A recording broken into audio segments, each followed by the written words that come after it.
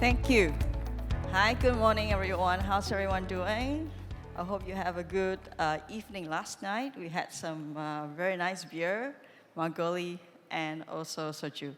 But without further ado, I'm excited today, even though today is Friday morning, because we're going to talk about awakening leadership here. I think some of us may have heard about Blue Ocean, I guess. But today's topic is really how it is needful right now and timely right now to awaken greening the blue ocean. So just let me not further ado, let me just introduce myself a little bit. I actually divide my life into half. I don't mind to share my age, I'm in my 50s. I call my life 1.0 and 2.0. I'm stepping into 2.0. For my first 1.0, I had a very fruitful journey for my career. I spent 28 years in the leadership transformation roles, driving digital transformation for multiple large organizations, including GE, including NXP, including also Danzu Group as C-suite. As much as I've enjoyed my career and doing a lot of, enabling a lot of AI activities since my first job, but I'm stepping into a new era. I hope all of you here with me realize that we are stepping into a new era right now with the AI. So the first half of my life with leadership, I learned a lot about driving organizations, including startups, to be enterprises, the large one in the world, including unicorn. So I had a good opportunity to head up GE Digital for APAC, to be the unicorn in the world. We're talking about 5.2 or 3 billion at the time, from 1 billion. Now, as much as that first half of the life was enjoyable for me, I actually enjoy a lot more for the last 24 months on my Life 2.0. And what do? I do CEO coaching. So I've coached more than 100 CEOs. I've helped on board councils into how to grow their company in this time, in this transformation time. I'm contributing a lot at this point in time to social good, also a strong advocate for sustainability in addition to the digital experience I have.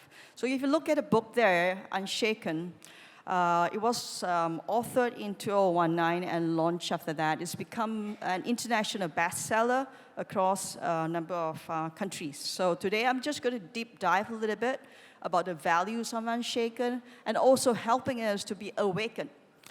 I'm excited to talk about awaken of greening blue ocean this morning. So let's go flow with me. You're stuck with me for the next hour if you realize or not. It's not half an hour, but I'm going to make sure you're well entertained.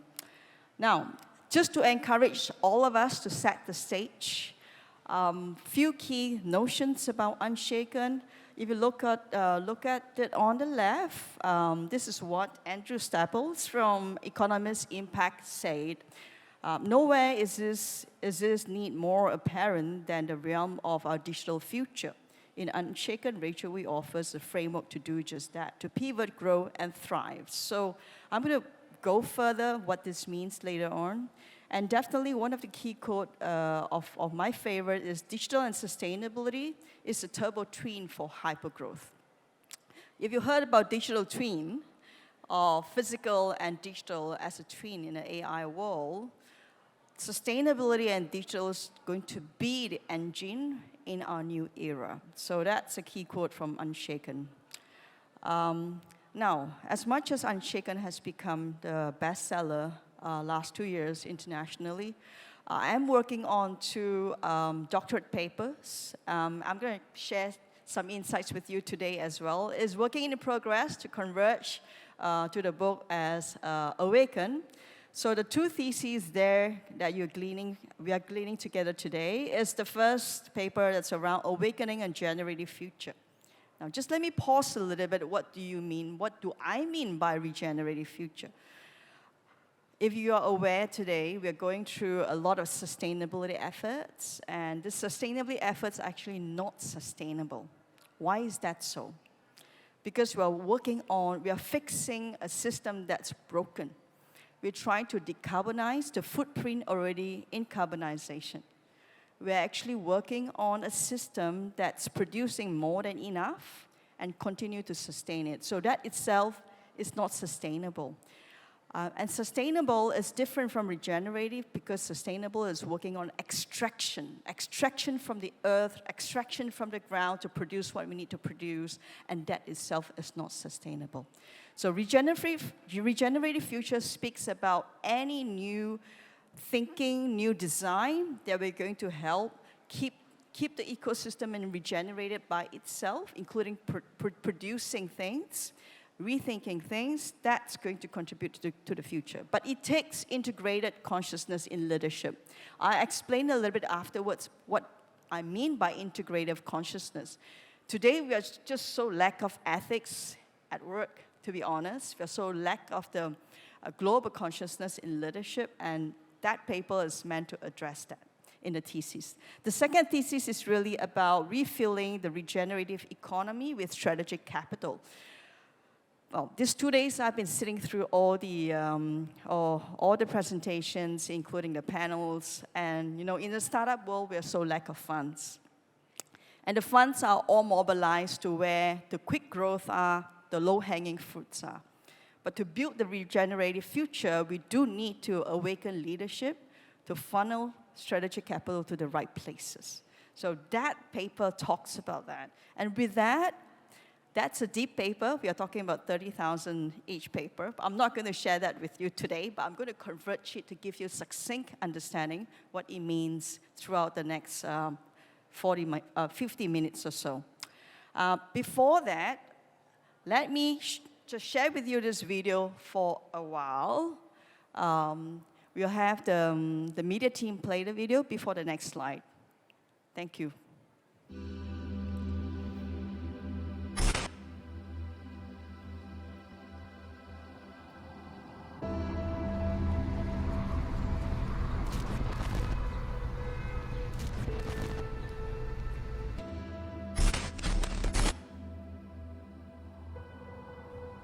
A group of climate change organizations have emissions of greenhouse gases. Climate change is now happening. Indonesia says it's 10 million tons of... The Philippines tops a list of countries most susceptible to hazards caused by climate change.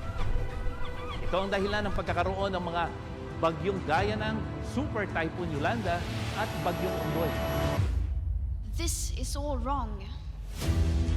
You all come to us young people for hope. How dare you?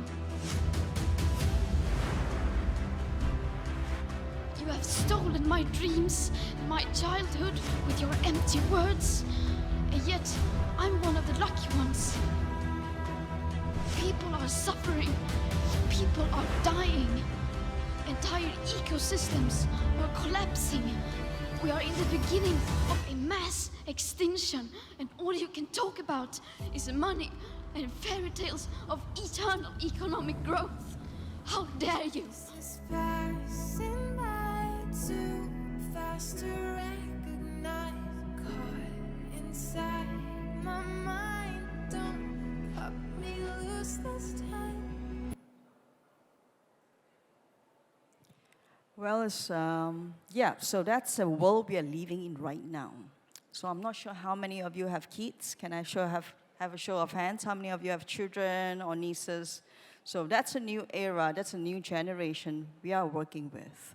I think as a leader, moving forward, what is important is to awakening ourselves, what we are meant to achieve, to make an impact for the next generation. So first thing first, we're going to be aware.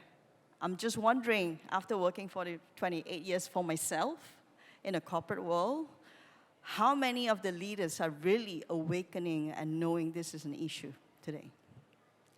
So that awareness is so important. I know we are set up in a culture of working that profit first and business first, but it's so important to have personal awareness, what's going on around us. So I have this quick acronyms called AHA Awakening. A is awareness. If we are not reflecting what we have contributed to this generation, it is time to do so. Holistic thinking, and a lot of solutions today, including deep tech, AI, is very silos, and we only solve for specific problems. It's nothing wrong to solve for a problem, and that's what I teach in EMBA class and CEO program as well. We solve for a problem. But the moment we solve problem, we need to start thinking about holistically, what does it mean? What implication it brings to other things, environment, the system. So systemic, holistic thinking is so crucial moving forward, and so as therefore action to prioritize what's needed to overcome the environment that we are going through today in this climate.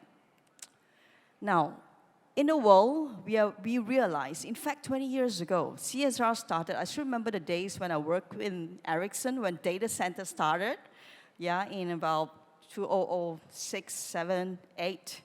That is when the consciousness of leadership of CIO, knowing that the data center is going to contribute carbon footprint more than oil in the future. But from then till now, we have gone through almost like more than 16 years, but we're still stuck with CSR. But the good thing is CSR is moving to ESG. I'm quite sure most of us understand what ESG is, environmental, social governance.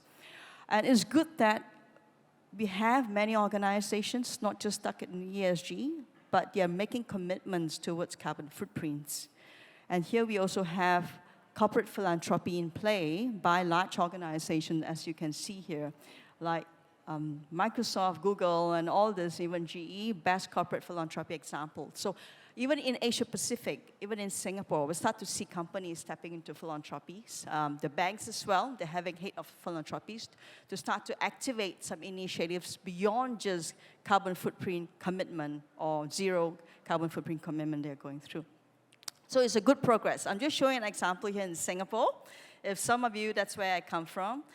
If some of you are aware of companies of good, in Singapore, the ecosystem with the government and agency, they have encouraged companies to step up, to actually relook at the purpose of the company, which is a good thing, and what social actions, what contributions are they bringing to the society as well. And with that, there are awards, there are recognition given out, in fact, there are credits. We are also discussing how to better incentivize companies in the future to step up more to do more about social good. So these are all good things, yet making economic progress in Singapore.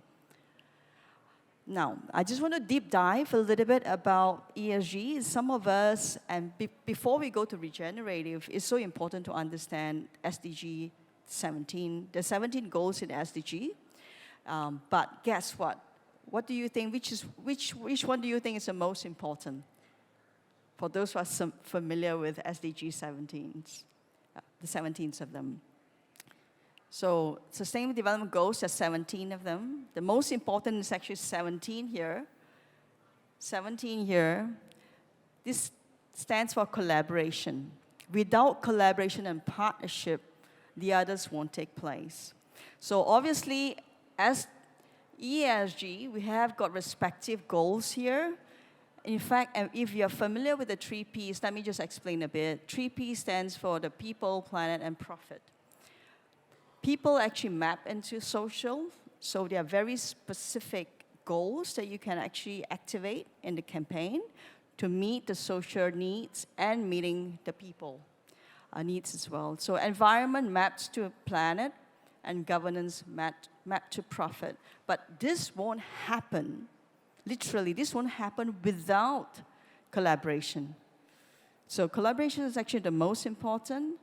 Once collaboration is in place, we are coming to community to address the needs in the social environment.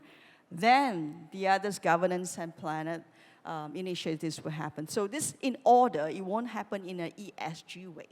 It actually takes leadership first to collaborate and to address the social need, and the rest will fall in place. And I'm calling this out because we do have a gap today. If you are aware of SDG goals, it actually started 15 years ago.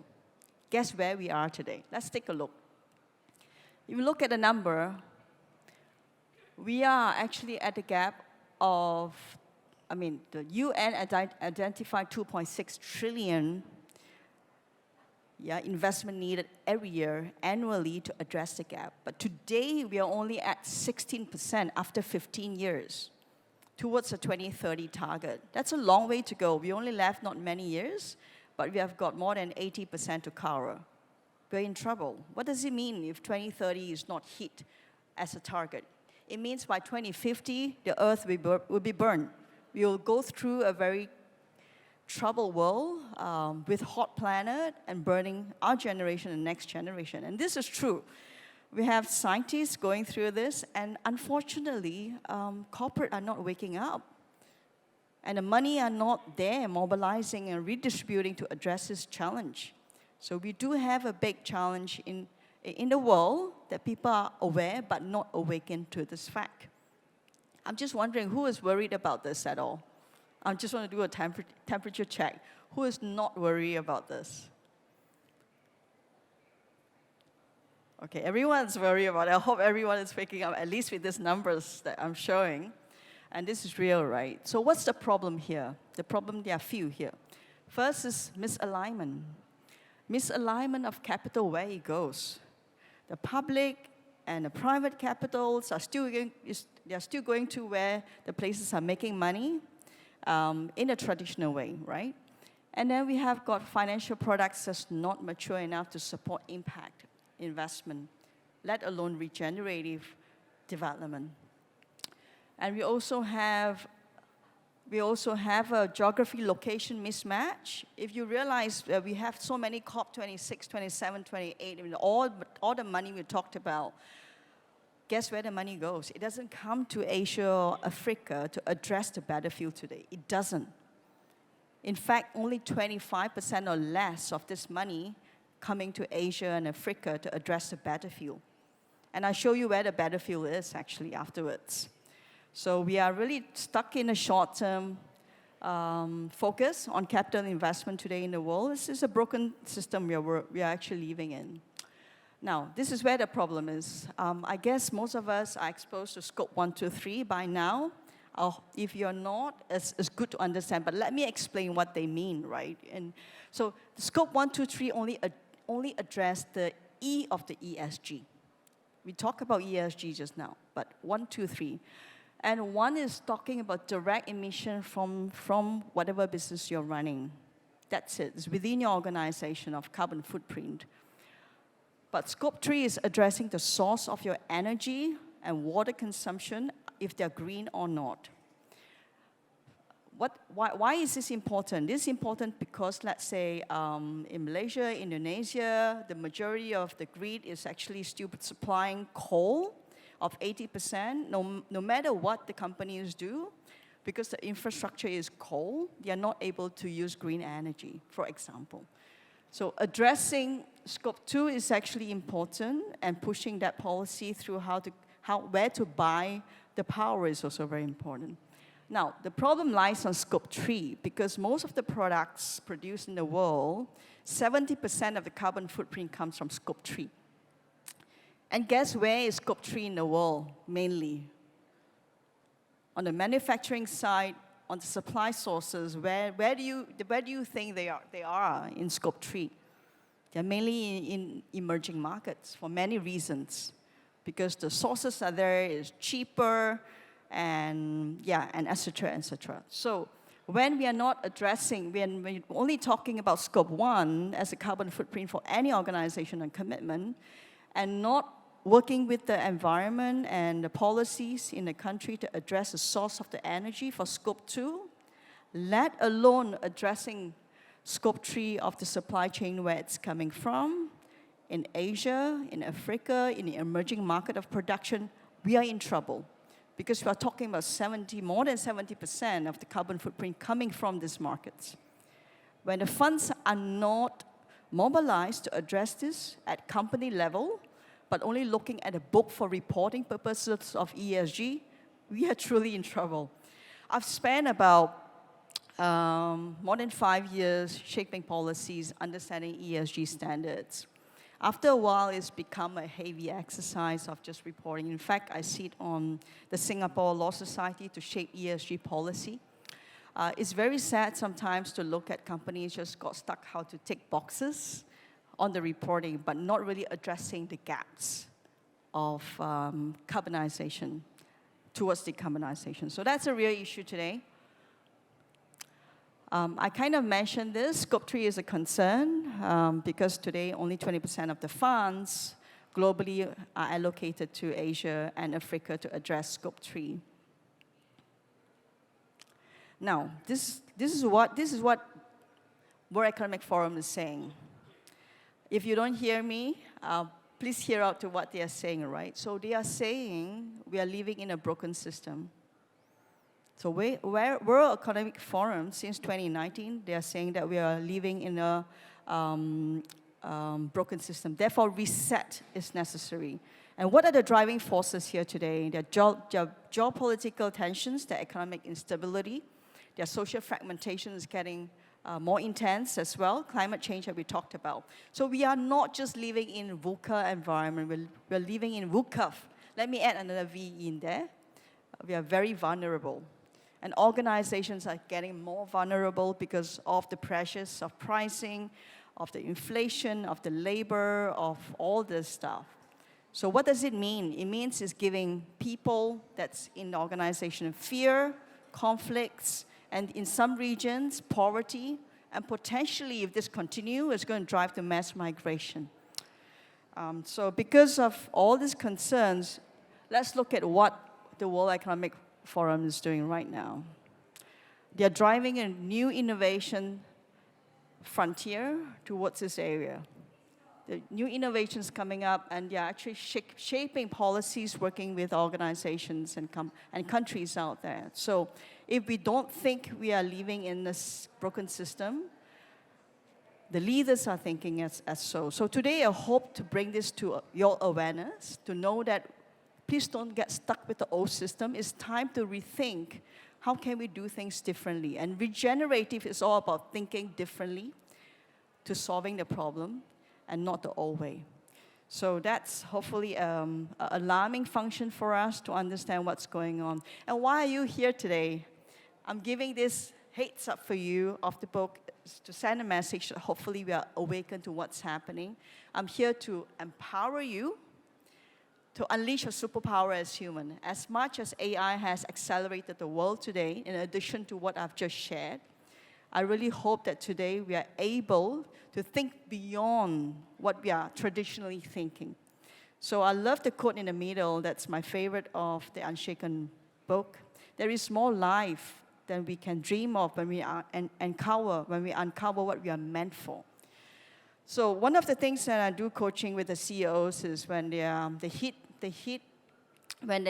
a roadblock and a one-on-one coaching.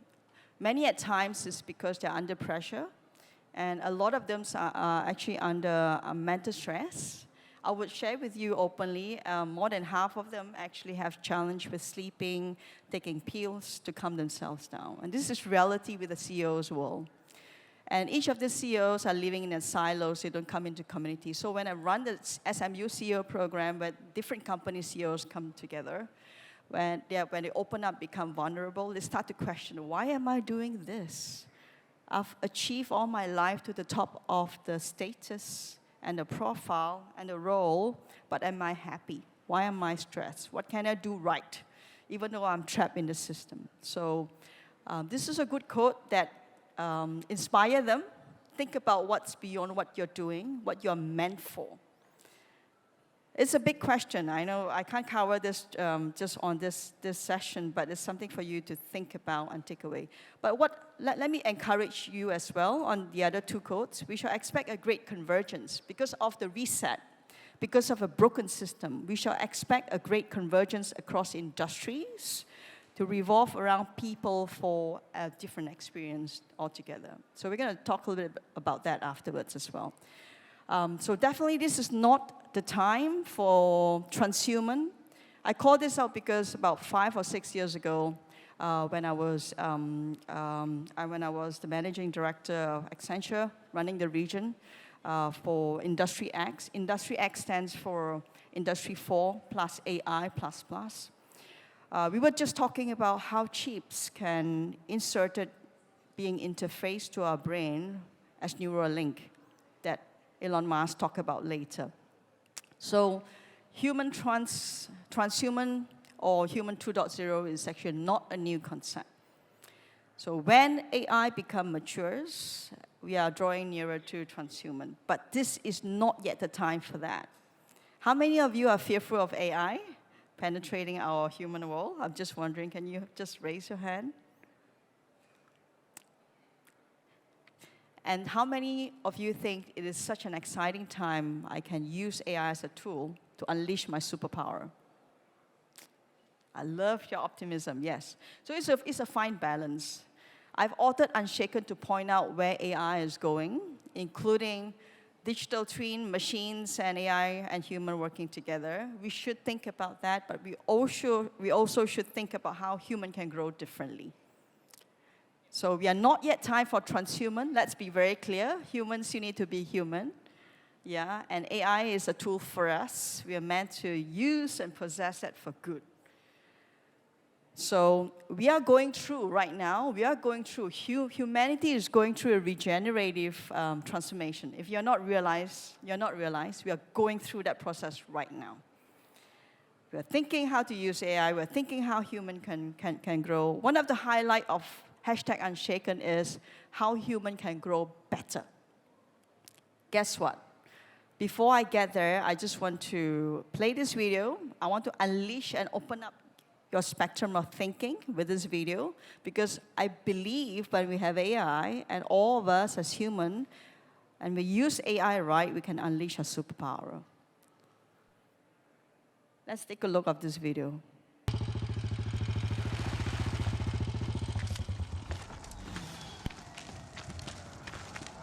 So, this all seems horrible. I've seen worse. Sorry. No, we could use a little worse. Stark, we got him. Banner? Just like you said. Then tell him to suit up. I'm bringing the party to you.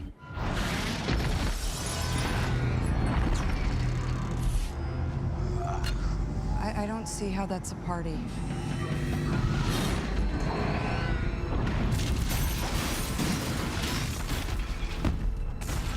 Dr. Banner.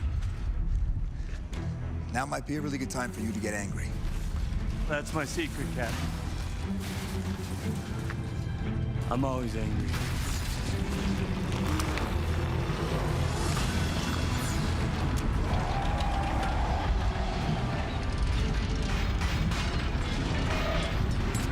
Hold on.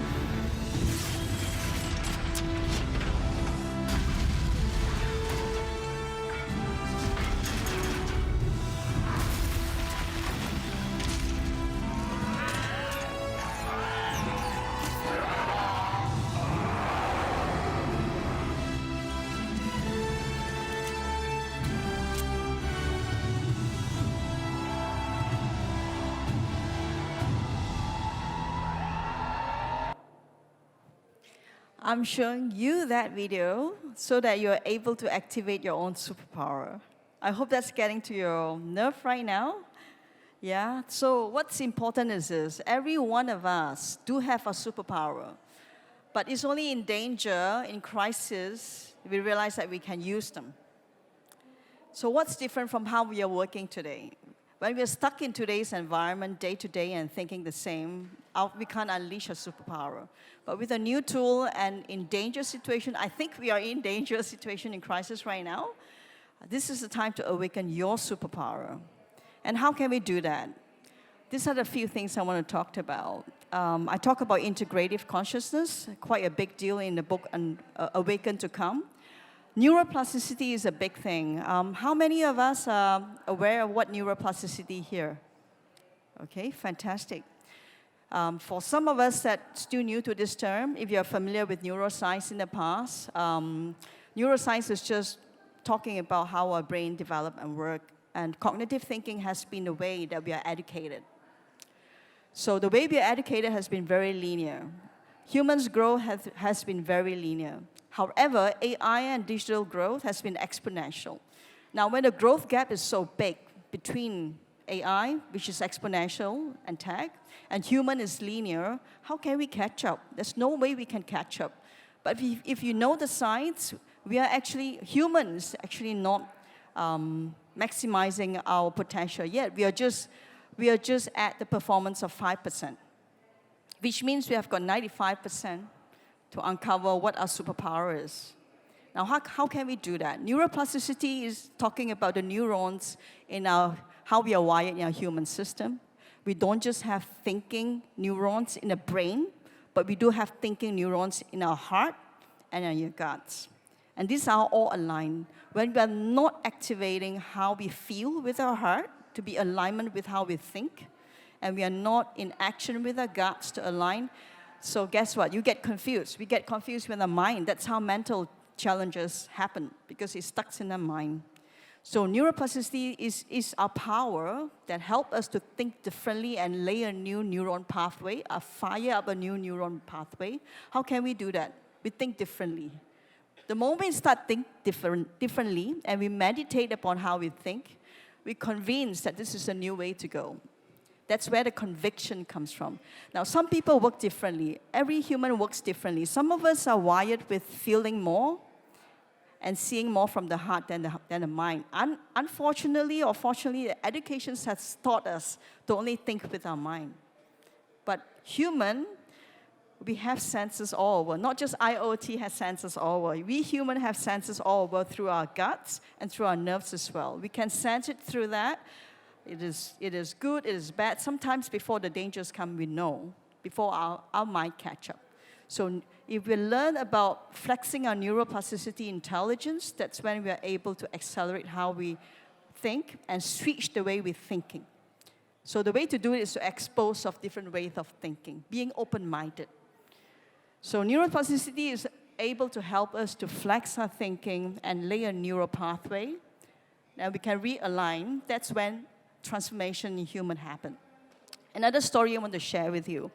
I serve in less fortunate community and social community of abused teenage girls home as a board. And a lot of people trapped in traumas are stuck in the past because they're in the loop with their own thinking. They're not able to get out of the thinking. And that brings them down to depression, with hopelessness, with no joy. And if you are ever in that situation mentally, it is not the end of it. It's just that what your mind is thinking. And this is where counseling is important and coaching is needed and needful. And that's what the CEOs need these days. That's why I'm a CEO coach. And we get into the process of activating the new way of thinking and seeing different potential, different possibilities that activate the shift within them. And that's when we can start flexing our neuroplasticity. And this is a practice, right? Because the more we think about it, the more we do it, the more we behave differently. I know this might sound strange and or new to some of us, but it's okay. Today, if this is the first time you're hearing it, get hold of this concept and understand it, because we can change. Human can change. Human can transform. We just need alignment with our heart and our guts to transform. And this is how the abused teenage girls or even ex-prisoners that we serve as well, got out from their addiction loop in their life.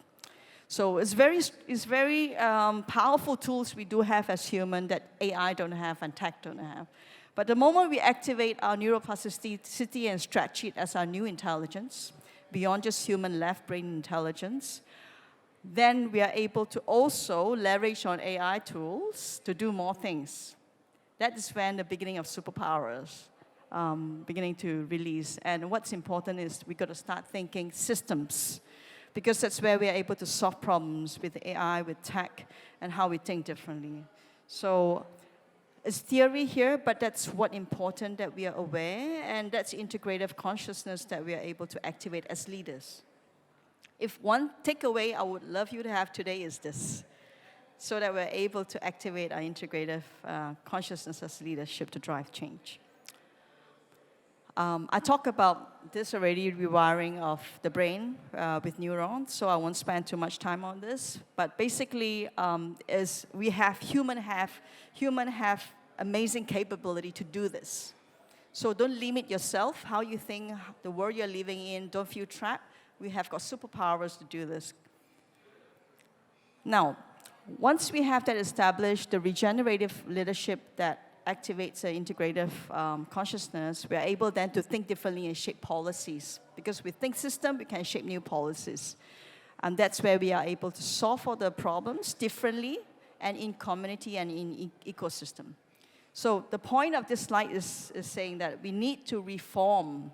We need to reform a structural concept here today to drive the future. Let's be very real today. With this, what can we do with AI and tech? There are problems we can solve for. The moment we think differently, the moment we think systems, the tools now become very handy for us to solve for problems. And immediately, we do have tools that's available for us to solve for problems. Like AI-driven solutions. Look, I met many startups for many years.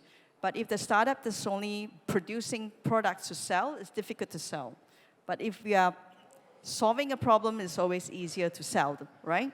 So AI-driven solutions is going to accelerate how we solve for, together with digital twin technology. Digital twin, now I learned this more than 8 years ago in GE. If you're aware of how the big infrastructure world works in the industrial, like jet engine, power stations, manufacturing, the new way of doing things that is utilizing AI with the digital map of the machines and rectifying predictive maintenance, inspection, so there's no downtime. So that's how digital twin is developed. Today, you heard about generative AI. That's more of extracting or understanding the data in the internet world. But beyond and above internet world, the industrial world outside with machines started already in Industry 2.0 for production, for manufacturing. Now, with Industry 3.0, that's more IT-focused and OT-focused from the industrial world, coming together with AI, that's when the possibility of digital twin technology becomes stronger, which means we are able to lean up manufacturing cycle. We can go beyond materials to produce, going by on-demand order into place and not putting waste out there. So this powerful digital twin technology with AI solutions to actually reduce waste, how we produce. So the regenerative by design is where we need to get to rethink about supply demand, to rethink about how we design the products in a regenerative way. With this technology, we are going to lean up the whole ecosystem and also the value chain. And deep tech innovations like IoT sensors is going to help us to understand what's lacking, what's missing, and what's needful in the environment, and therefore optimize how we produce as well. So this is a big use of IoT in manufacturing environment in particular, and also maritime environment. Sectors that's using that and can have a great potential moving towards regenerative economy includes renewable energy. I work for GE and we serve a lot in the grid environment. When the whole grid is digitized, a smart grid with IoT, and with also the end consumption opening up for green energy, there are lots that we can benefit from there. So there are a lot of, there are actually quite a lot of cases already in renewable energy, and sustainable agriculture is coming new. This few months, actually within these 12 months, I've actually encountered quite a number of agro companies, including our very own Kilsa in Philippines as well. We have got agro scientists as thinking differently about the nutrients, about how we farm, the protocols to be IoT as well, and looking into the whole value chain. So there are whole lots of sustainability potential or regenerative potential on agriculture. And circular economy, today we talk about waste, but there are a lot more beyond waste. And we do have ecology restoration. I'm going to show you one example of ecology restoration coming out from Philippines that's regenerative by nature. Let me get to the video and just share with you a little bit. Before that, this is just a snapshot. These are a very new thing in the market for regenerative. But when we used it, it becomes a case study globally. And this founder of Regenerative project in Philippines, they actually have a land in next to Cebu on this island called Bohol. They used the land and rewired the protocol of the land to be regenerative, which means the nutrients actually regenerate by itself by nature. There's no need for chemicals. And the production of whatever they plant there actually multiplied 3 times. 3 times of the yields. In addition, they use the land to restore human mental challenges. They use the place as an offsite to recover people from mental challenges. At the same time, the people get to serve in the land to restore the land. So let's take a look of the video that I'd like to show you.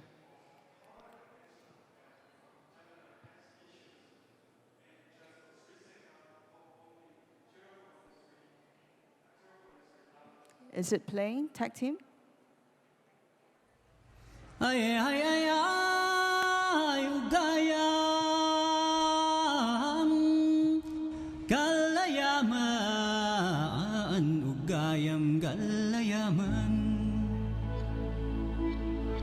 What is nature?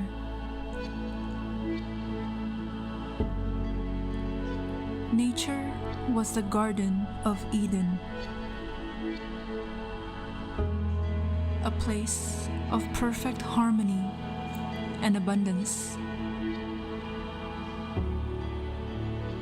But in man's pursuit of progress, we have also destroyed.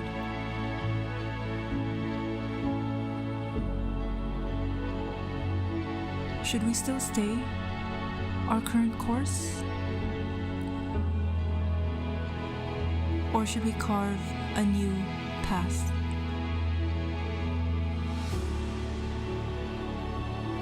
This is the story of our return to Eden. We are writing a new chapter for humanity, where we learn to tap into the ancient wisdom and knowledge to live in perfect harmony and balance with all living things. And what will it take? What would it look like if we finally find our place in nature's perfect design? We could grow food in a way that increases fertility of the land, not deplete it. We could create livelihoods that replenish the earth, regenerating land and people. We could create settlements that make landscapes better than it was before. We could travel and create beautiful experiences in a way that leave a positive impact. And we can transform education to touch minds and hearts and create a legion of changemakers, leaders, and restorers with the wisdom and knowledge to enact change and healing. And we could do this place by place, region by region, healing nature through people, healing people through nature. And more than restoring land, we will restore our connection to land, our connection to each other, our connection to self.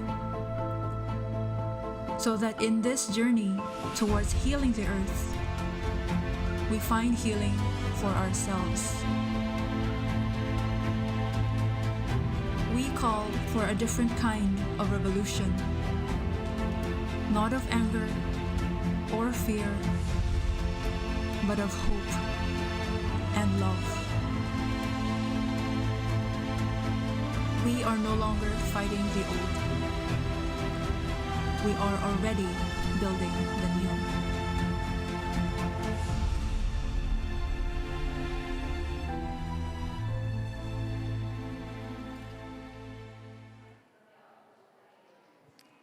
Yeah, so that's how regenerative environment looks like. That's how regenerative projects looks like in restoration.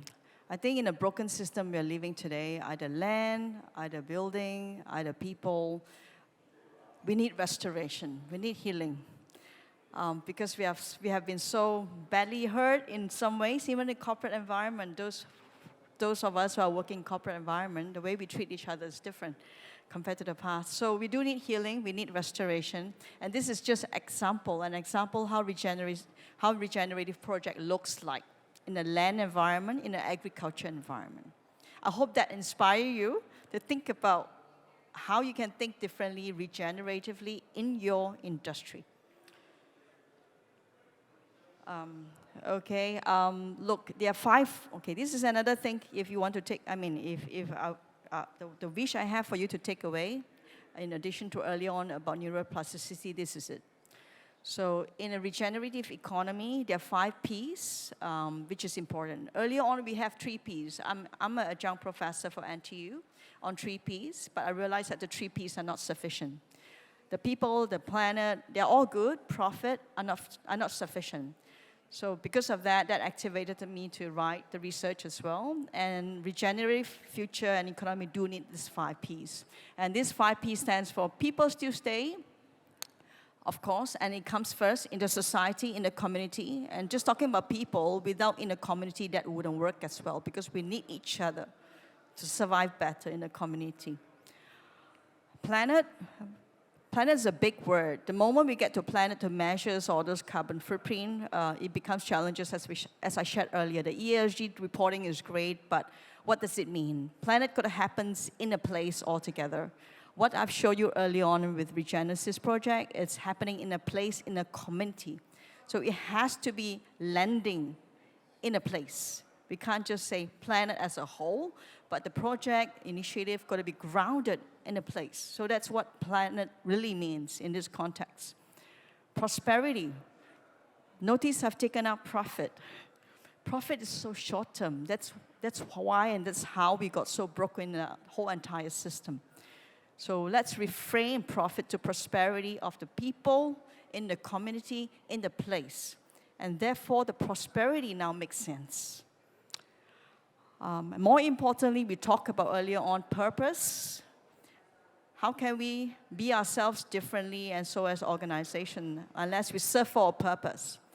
I don't know about you, I worked like 28 years in corporates and a lot of missions, visions, culture values always on the boardroom and all. But do people live that out? Is that real? Are these culture, contexts, and values real with the purpose? Often not. So the purpose is so important for companies to rethink what they're serving for. They're solving for a problem, yes, but is that a point solution? If it is a point solution, can we challenge ourselves to think bigger? What problems are we solving for? If it is a tech problem, then we are not bringing purpose to life. Purpose got to always revolve around what people are struggling and the pain points they're having. So the purpose of companies to solve for is so important, including startups. Now, for the next generation, we're dealing with young people. Most of the world, majority population that's young is going to be Asia and Africa. They think differently. If companies are not solving for purpose, it's greenwashing. It's purpose washing and it's impact washing. Where I came from, I worked for agency for a couple of years, Danzu Group as a chief growth officer. We have many projects, CSR projects. We have got big budgets as well. But guess what? A lot of these budgets are only for branding purposes. They're not really real representing companies' purpose. In the past, it's okay. You can come by. But for future generations, they're looking for, is this real? They're challenged. Is this real? If it is not real, it is not serving for a purpose, they'll boycott the brands. And that's what agency is helping brands to prevent that right now. So that's what's happening. So purpose and partnership. As I mentioned earlier on, the whole ESG didn't work. There's financial gap. Because the SDG goal number 17 is not prioritized. SDG goal 17 is the most important sustainable development goals as collaboration. Without collaboration, partnership, nothing will happen. So one of the things that I realized as well is I teach in a CEO program and have coached more than 100 CEOs. I realized what's important there is actually they start to collaborate. And they start to collaborate across different industry to think differently. Suddenly, they're not lonely anymore. So that's where things are different. Same for startups. We have many startup founders that's very silos. The moment we get into community, that's when things are different. So yeah, so these are the 5 pieces. Hopefully, you remember to take it away with you as we build onto the regenerative future and economy. There are a lot of benefits coming out. I won't call them out anymore because these are the outcome we try to drive towards since CSR, since ESG, since sustainability initiative that any company put in place, any one of us going after.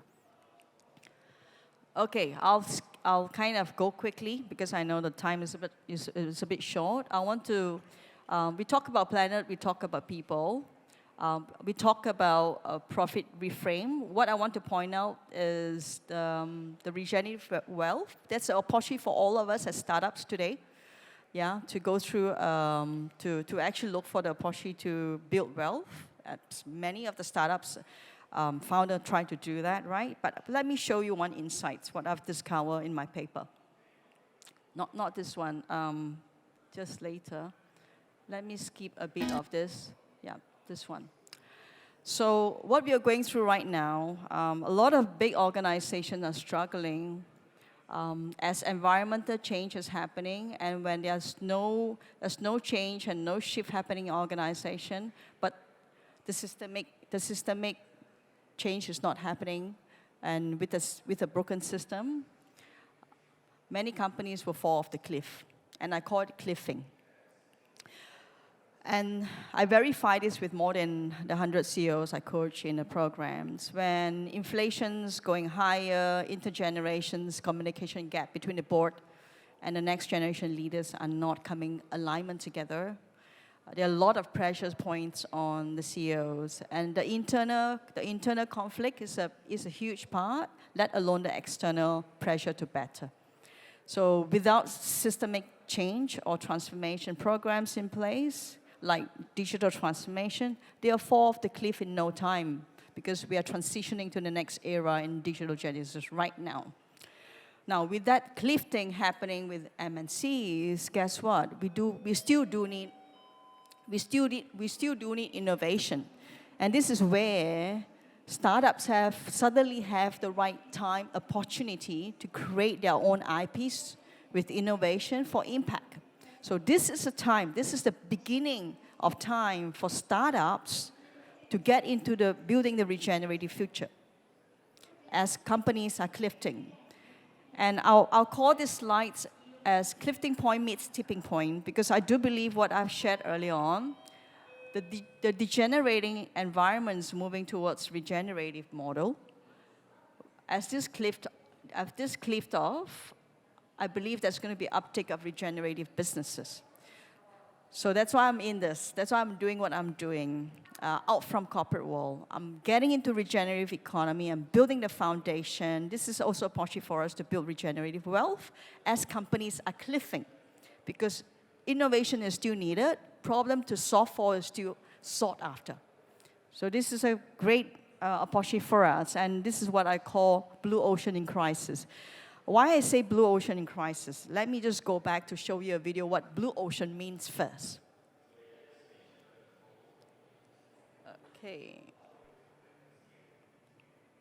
Kodak, BlackBerry, Blockbuster, nothing lasts forever. So how can we adapt to these new market realities?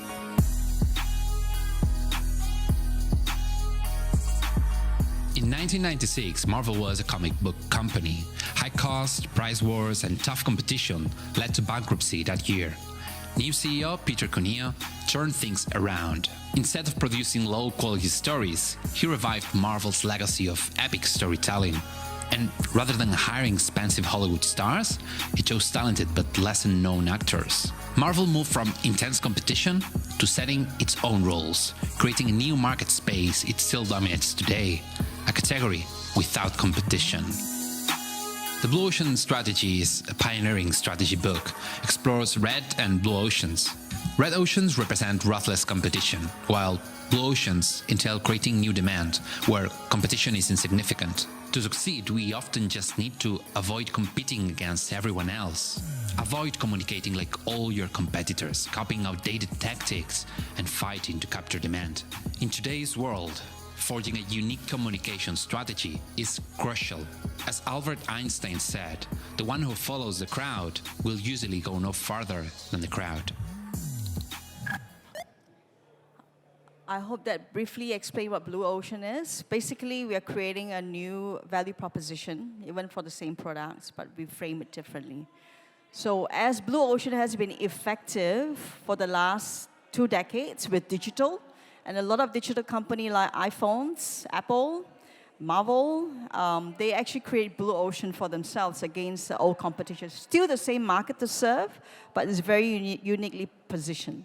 Now, even today, if you look into the tech world, many tech companies are firing people. Yeah, even though they're creating value, but they're firing people. Why is that so? The digital disruption strategy doesn't work anymore. Blue Ocean doesn't work anymore. Therefore, there's a need to green the Blue Ocean with regenerative. So coming back to earlier quote shared with you in Unshaken, digital and sustainability, and I term it as regenerative, are the turbo twin growth for future. So whatever we are doing right now, we hope to reset it and re-establish future for impact for the next generation. Okay, I'm just going to skip through one more thing. I'll skip through other slide to come to this important slide, right? So because we're talking about real, how do we learn from startups? Now, in the startup world, there are many of us are in accelerator phase. And this is where we get funding for either pre-seed or seed or family or our own savings. This is where we get started. But more often than not, from concept to MVP, this is where the valley of death is, to be honest. If you are not able to navigate the product to market and to test the product with the uptake of the right audience or target group, we're going to be dead without further funding at the MVP point. Let alone from MVP point, going up to get further funding from VCs. And so just let me explain a bit, right? So I've been dealing with VCs, venture capitalists, but expectation is they'll come in when you have a proof point of how money is to be made, and they expect 300 times. With my GE Digital experience, we grew 300 times because we have good backed up, but the go-to-market, we test it within GE BUs. That's easy to win. So what's important for startup is not just about this phase through accelerator with funding. What's more important is actually the go-to-market side of things. With the MVP, how do we scale and go-to-market to sell? Because this is where the value is created. This is where the further funding can come in to even sustain a startup to be a real enterprise. And this is where enterprising experience of the team become important, beyond just research and development or product team capabilities. And this is where, for myself and for Antioch Streams, we partner closely with Kilsa. In fact, we are creating our future roadmap as Kilsa 2.0 to help startups collectively. Remember just now I talked about 5 Ps? Collectively in partnership to serving the Ps. This is where we are going to differentiate ourselves and help many startups in the community to build the future. This is how the full picture coming together. So if you're looking for a platform to export your IPs from Korea or from US internationally, please come to us. We can help you to set up your base in Singapore. That is very safe environment, digitally, governance as well, and funding too, to help you go international.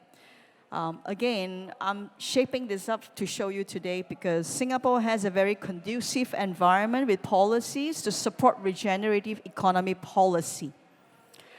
As far as Singapore has gone, the whole fintech environment is hot and government is pushing for sustainability so as regenerative policies are viable. So if you're thinking about building startups or in the process of startups, it's a good time to pivot with your neuroplasticity in thinking. Pivot your business model to serve for the regenerative and solve for a problem in a systemic way. If that's your direction, we can also help you to land better and go to market more concretely. Because when the economic climate cliff from MNCs, Remember, I mentioned the cliffing will meet the tipping point of regenerative. That is when your big bucks can be made to build regenerative wealth. I think that kind of conclude my sharing today. Hey, thank you for being with me for an hour. I know it's probably the longest panel for these 3 days, but I hope you have get the gist of what I want to share. So if I can summarize in 3 points quickly, we are in transition from old economy to new economy. AI is grown so quickly, exponentially, and human has been linearly growing. So therefore, flex your neuroplasticity for growth, number 1. Number 2, there's regenerative future to build for. Therefore, the 5 Ps I've shared with you. Number 3, this is the slide. Don't focus on acceleration platform, building your product, but think about how you can fast-track that and go to market, because it's where you're building a real regenerative future with wealth. Thank you so much.